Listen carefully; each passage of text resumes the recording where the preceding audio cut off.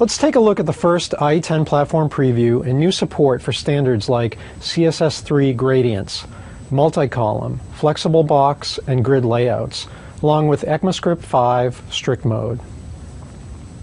In the IE10 platform preview, we added support for CSS3 gradient backgrounds. With CSS3 gradients, you can use standard markup to achieve visual effects you could only get with images using professional graphics tools. In this demo, you can make different kinds of gradient backgrounds. You can experiment creating linear, circular, and elliptical gradients. Below you can see the CSS3 markup for the gradient for IE10 and other browsers. IE10 and Firefox use the same markup as the current W3C spec, while WebKit browsers like Chrome and Safari require different markup.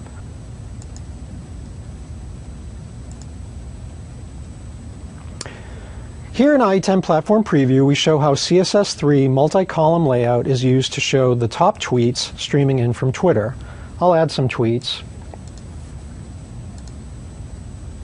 As the top tweets come in, you'll see them flow across the columns.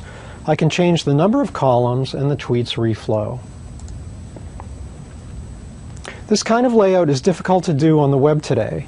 With CSS3 multi-column layout, it is as easy as applying CSS styles without restructuring the page content or writing a lot of JavaScript. Let's look at this in another browser.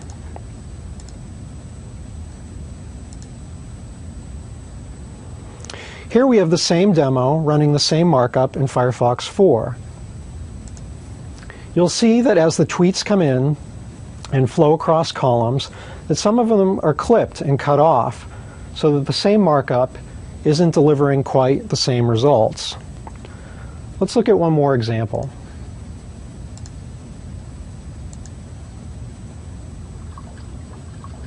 With the IE10 Platform Preview, we show how fully hardware-accelerated graphics and fast JavaScript can be used to create lifelike experiences that feel like native applications. Here I have 250 fish swimming at a nice, steady, high frame rate. Let's look at how the scene is composed. We have high-definition HTML5 video for the water, and we use Canvas to frame and shape the fishbowl. We had canvas composition effects for the visuals of the glass bowl, including the shine, the front of the tank, and the shadow. And we have HTML5 audio for the sound. And of course we have the fish swimming. Let's try this in another browser. Here in Chrome 11, you have the same demo running the same markup. I'll add that same 250 fish.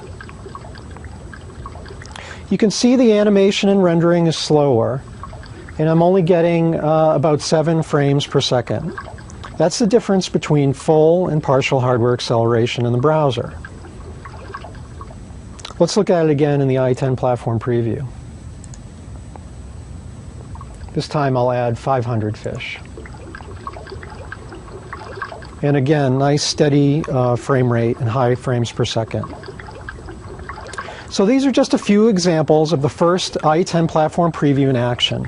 Download the preview today and you'll see for yourself what happens when HTML5 can tap into the power of the whole PC at ietestdrive.com.